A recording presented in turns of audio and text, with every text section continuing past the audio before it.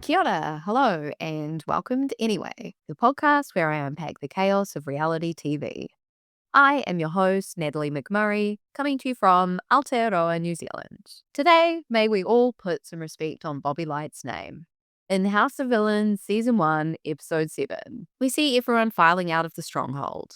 Bananas is feeling bad for Corinne being flung into another dimension, and Fisa gives us an explanation for her decision. She tells us that she heard everyone else was going to vote out Corinne. She decided to go with the majority, to not be an outlier, I guess. Too bad about alliances. Tanisha is thanking the people for keeping her, and Omarosa is storming off. In a testimonial, we see a producer say to Omarosa, "All right, let's talk about the tambourine." According to Omarosa, when she joined Tanisha in the choir singing yesterday, Tanisha hit her with the tambourine. They roll back the footage, and there is actual proof that there was no physical contact made. I don't know if the producers actually looked at the footage at the time, because they're letting Omarosa take this shit and run with it. She's apparently finding recounting the events very traumatic. She says everyone is pretending like the quote-unquote assault didn't happen. According to Omarosa, everyone came to her and told her that they saw it. And Bobby said he would have her back.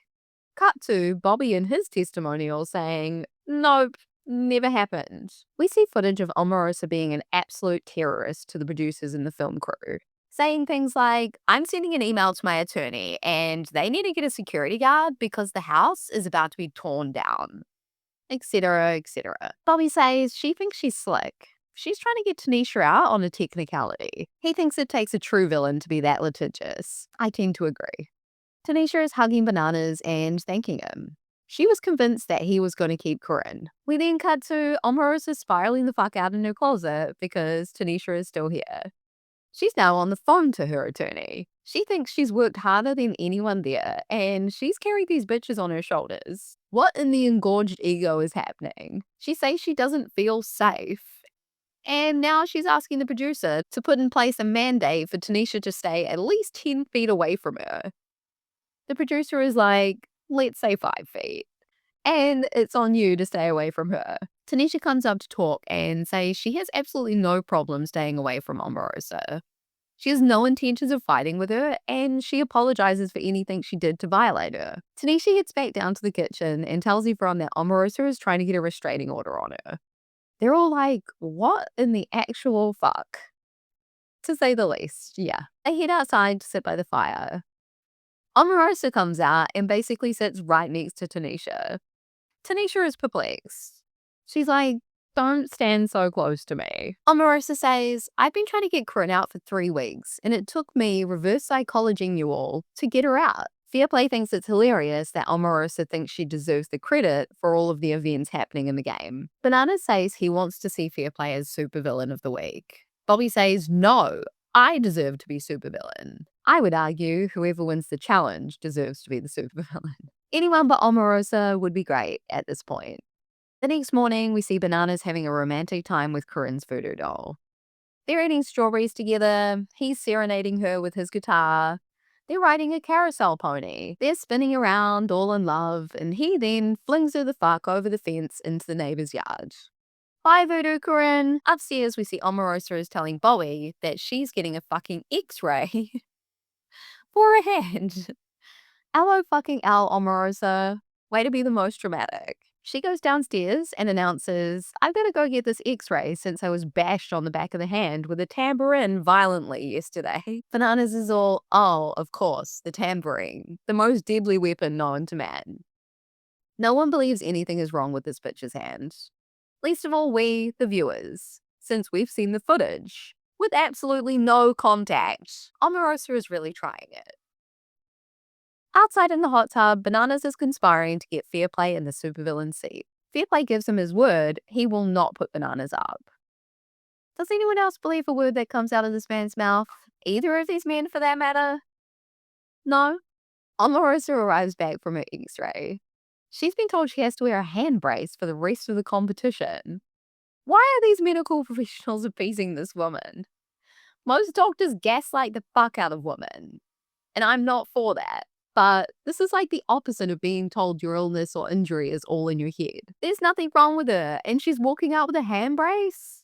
What a waste of resources. And now, Omarosa is wasting the producer's time too. She can't talk about the tambourine incident for legal reasons. So ridiculous. Eva comes over the loudspeaker. She asks everyone to come downstairs for the next Battle Royale challenge. Bobby can't take Omarosa's hand brace, and for some reason, when I'm seeing the brace, all I can think about is that scene in the 1996 thriller Fear. You know the movie with Reese Witherspoon and Marky Mark Wahlberg? The scene where Mark Wahlberg's character just starts pounding on his own chest to give himself a bruise. A bruise that he can then show to Reese Witherspoon's character and pretend like her dad gave it to him. The hand brace is really giving those vibes. Anyway, they all come into the lounge and see a briefcase with handcuffs attached. Tanisha wants us to know that handcuffs are her forte. Joel comes onto the screen and tells the villains the challenge is called Power Trip. In this challenge, they each need to pick a ball from a bag to see who the handcuffs will be placed on first. That person must then pass on the briefcase to another villain who has not had it. And so on and so forth until they've all had it. Last person holding it wins whatever's inside of the case. Joel says, "Go!" They pick the balls out of the bag and Anfisa is up first. She's power tripping for sure. Bobby pulls Anfisa for a chat to talk strategy. He has an idea. He's in the middle of saying what his idea is, and right behind them is Omarosa. Anfisa is now talking to Fairplay. She's dangling that briefcase right over his head. These people are all talking in circles. Anfisa says she wants to give it to Shake and scream, "You're toast!" in his face. Honestly, I'd like her a whole lot more if that's what she does. Sadly, no. She gives it to Tanisha. Tanisha and her alliance of Bananas, Shake, and Fairplay head outside to chat. Tanisha gives it to Omarosa. Fairplay is praying to the reality gods that he ends up with the briefcase last. Omarosa has made her decision. She's giving it to Shake. She straps him in with both of her hands, no issue. Bananas is quelled this and tells us that Omarosa's fake hand injury is the reality TV version of a flop. I'd like to say a flop is a flop, Bananas, regardless of where it is. Nevertheless, couldn't agree more. Anyway, Shake gives the briefcase to Bobby. Bananas and Fairplay are now kissing Bobby's ass, because he gets to decide who wins. Bobby gives it to Bananas, which makes Fairplay the winner. They're all celebrating, but I think they've forgotten that Joel said the last person wins the contents of the briefcase. And if I know anything about reality TV, that doesn't mean he's won the overall challenge. Bananas handcuffs Fairplay to the briefcase. They're all woo, woo, woo, woo. Fairplay opens the briefcase, and we see Joel again. He says, "Congrats, you've won the challenge, and the reward is a twist." Dun, dun, dun. Of course. He says, "You are not the supervillain, but you do still have the power. You get to decide who becomes supervillain within the next hour." Sorry, Fairplay, he's really spiraling. He's cussing production out. Everyone is like, what the fuck? This behavior is embarrassing. And in his testimonial, he's crying. Dude, it is not that serious. And you are totally embarrassing yourself. This is more embarrassing than when he cried about pinball. Get yourself together, man. He smokes a cig and gets his shit together. He's pulling people for chats. Bobby wants Fairplay to know that he should make him supervillain because he's his roommate, which is not really good enough for me, although I would like to see Bobby as supervillain. Fairplay says only if you put Anfisa, Tanisha, and Shake on the hit list. Bobby agrees. I seriously doubt he will stick to that. He told you mofos not to trust him. Bananas wants Fairplay to pick Tanisha. Omarosa tells him, please, whatever you do not pick me. Fairplay wants to know what Tanisha's thoughts are on being supervillain. She says she'd put up Omarosa and Anfisa, but she wants to keep Bananas safe. Fairplay says between Bobby and Bananas, who would you pick? She'd pick Bananas and put Bobby up. Fairplay is saying to pretty much everyone, if you let me pick the 3 on the hit list, I'll give it to you. And just when I'm thinking, there's no way anyone is going to keep their word, Bananas takes the word right out of my brain. Fairplay says, Bobby offered me to pick the 3. Bananas says, he's not going to follow through with that. Of course he's not. You've done enough scheming in your time to know that, Fairplay. Fairplay then says, Tanisha said I can pick the top three as long as you're off the table. Bananas responds with, I like that deal a lot better. Which is like, no fucking shit you do, because your ass is then saved. Duh. Bobby yells at Bananas to stop screwing with Fairplay's head. Bananas is saying that Bobby is a loose cannon. Bananas then, in his testimonial, is comparing Fairplay to Mr. Burns, something we've seen multiple times on reality television. But I've never seen a comparison quite like this. A, Bananas' impression of Mr. Burns is totally off. B, he's portraying Mr. Burns to be a weak-ass bitch. Yes, he is physically weak. But in pretty much every other aspect, he's powerful, conniving, and vindictive. Actually, now that I'm thinking about it, maybe the comparison to Fairplay does work. I'm still questioning whether Bananas has actually seen an episode of The Simpsons, though. Anyway, Fairplay wants Bananas and Bobby to squash their beef. He wants Bobby to promise that he will not put Bananas up. Bananas says to Bobby, if you put me on the hit list, I'm coming for Fairplay. Which is a pretty good strategy. Bobby wants to pinky promise Bananas that he will not put him up. Why do people hold so much weight in pinky promises? Where did pinky promises even come from? It's child's play, honestly. If I ask my kid to do something, she's always trying to pinky promise me that she will. I tell her, I don't want promises, I want action. Perhaps I should just learn to go along with the promises of it all. But would anything actually get done? I don't know. You know what? I've just Googled the history of a pinky promise, and it's not fucking child's play. It's pretty fucking serious. The pinky promise originated in Japan during the 1600s. Google says, historically, this gesture involved the physical amputation of the little finger as a consequence for breaking a promise often tied to underground loyalty oaths. During the Edo period, courtesans and geishas would cut off their little fingers as a permanent visceral display of their devotion and commitment to a loyal client. Which is a woof. Anyway, I digress. I'm now preparing myself to witness Bobby become Supervillain of the Week. And not only put Bananas up, but Fairplay right there along with him. If I were Bobby, third person would be Omarosa. These are the people controlling the game right now. Bing bong! Time's up. Fairplay has made the decision to put Bobby up. Bobby is overcome with emotion in the lounge. But he's giving his best villain laugh in his testimonial. He's gonna make these motherfuckers suffer. Can't wait. Bananas is upstairs chatting with Shake and Tanisha. He says he thinks Bobby is highly unpredictable. He now thinks Fairplay is being a floater. Bananas says he has more respect for a poop floater than Fairplay, which seems a bit harsh, not to mention gross. Tanisha says the streets taught her better than to trust a person like Fairplay. She knows a sneaky, snaky person when she sees one. To that I say, yeah, we all know one when we see one. When he's literally on Survivor acting like one. It would seem Bananas is regretting his decision to back Fairplay to have power. Fairplay is now doing a victory dance in the kitchen. Tanisha tells us war is coming. War is already here, Tanisha. In the House of Villains mansion and, well, all over the world. It's actually a pretty sad state of affairs. Anywho, Bobby comes up and everyone pretends to be asleep. Bobby says, cut the shit. He knows everyone's faking. Bobby announces that he's throwing a pride party. Woo! Bananas says, on one condition. Bobby has to dress him for said party. Bobby wants to dress him as a go-go dancer prostitute from 1998 in New York City. His new moniker is Johnny Papaya. Papaya tells us in his testimonial, this party is a way for everyone to show out and let their freak flag fly. He tells us that inside of his quote-unquote manly persona, there's a drag queen just gagging to be set free. I believe that of every man. No, every person. Honestly.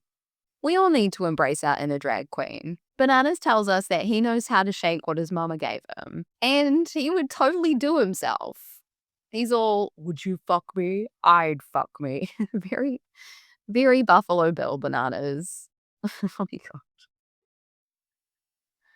In other news, Fairplay is wearing Speedos.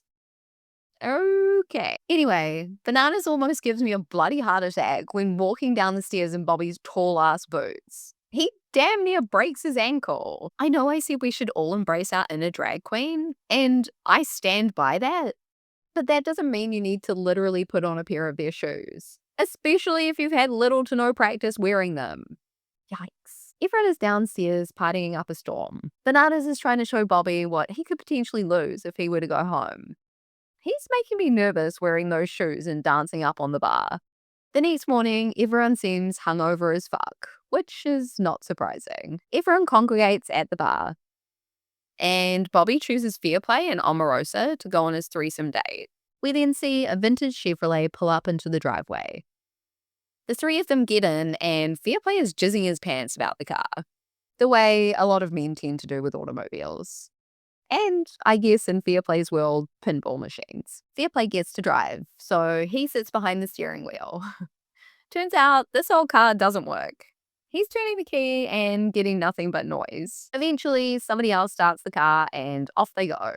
Upstairs, Shake, who is still in bed, is bitching about Fairplay to Bananas. I'm not sure if Shake is trying to be the most boring person in this joint, but it would seem for the last 2 days, he's done nothing but sit in bed and read a book. To be fair, about 3 days ago, he was crashing the fuck out, so maybe he just needs some me time. We get a shot of the three in the car, and Fairplay looks absolutely hilarious behind the wheel, because it's about 5 times the size of him. He's a small man. Back at the mansion, and Fisa is chatting to Bananas by the pool. They're pondering on what's going to happen, and Fisa hopes that Shake is up. Banana says, if I'm up, I hope you don't vote me out. To which she's like, if it's between you and Shake, of course I won't. Which is a no-brainer for Bananas. The trio on their date arrive at a bar. They sit down with their drinks and talk strategy. Bobby immediately starts conspiring against Bananas. I see an inkling of regret in Fairplay's eye. He's all, whoa, whoa, whoa. If you put Bananas up, Bananas is coming for me. Remember, Bobby? We made a deal. The threesome date arrives back at the mansion. Upstairs, Bananas is showing Tanisha how he can make his tummy stick out to make him look pregnant, which is terrifying. If only he could put those skills to something actually useful. Fairplay tells us that because he chose Bobby for Supervillain, he needs to do damage control. Bananas is trying to keep his cool and portray that he's good with everyone. Fairplay comes outside to chat with Bananas about what could potentially happen. Basically, Bananas says that Fairplay is trying to throw out any name being on the hit list but his to placate him. Yep, that seems about right. Upstairs, Omarosa and Anfisa are talking. Anfisa wants to know what the chat is. Omarosa tells her it's supposed to be Tanisha, Shake, and her. Bobby is giving himself a pep talk in the mirror. He walks down and comes out to talk to Bananas. Bobby is about to do some scheming. He tells Bananas that Omarosa is trying to convince Fairplay to convince Bobby to put Bananas up, which is an obvious lie. Bobby tells him Fairplay is under Omarosa's spell. Bobby is now saying that he would be more compelled to put Omarosa on the hit list. But he doesn't want that move to come back and bite him in the ass if she doesn't go home. Bananas says, hold up. The hit list is supposed to be determined by Fairplay. Bobby is like, are you fucking joking that I'm going to let him do that? That is what you said you would do, Bobby. Bobby isn't going to let anyone tell him what to do when 200k is at stake. Bananas says, Bobby, I appreciate you telling me the truth. Which he isn't. And Bananas isn't stupid enough to believe that he actually is. Because, to his point, Bobby has proposed everyone go up on the hit list at one point or another during the course of the day. Bananas says, you even proposed this guy go up, pointing to a cameraman, which is a lol. Bobby shades the cameraman by saying that he got him confused with Jax. That poor camera guy. Time for the hit list nominations. Everyone is getting into their finery. And if I thought everyone was dressed like they were from The Matrix an episode or two ago, Bobby has decided to go above and beyond that. He's dressed like some kind of gay Sith Lord from the future, wearing a sleeveless sweater that's seen a few too many winters. They head into the stronghold, and Bobby takes his chair. Bobby tells Shake to get his ass up on the hit list, and he wants him to know the only reason he's up is because fashion sucks. Shake thinks his choice is predictable. Yup, Bobby says next person is someone he likes, but they pose a threat. He fakes us out by saying Fairplay, but he actually puts up Bananas. Fairplay feels sick. Bobby says Bananas put him up on the hit list, and he'll be damned if he doesn't do the same. Fair enough. Bananas tells Bobby that he didn't deserve to be supervillain, and that he's a fraud. Bobby is bored. Bananas says he bought a little something for Bobby. He's searching his pockets and pulls out his hand pulling the fingers, which actually did make me laugh. It's pretty stupid though. Bobby then says there's only one person in this place who can go toe to toe with these two, and inexplicably puts himself on the hit list. Wow, wow, wow, Bobby. Everyone is like, what the actual fuck? Banana says that's a bold ass move. Tanisha wants to know if this is allowed. Yep. Joel says it's perfectly fine. Bobby says, see you assholes at the redemption challenge, and walks out. Bobby is ridiculously entertaining. I love it. Anyway, that's it for today. Thanks for listening. See ya. Wouldn't want to be ya.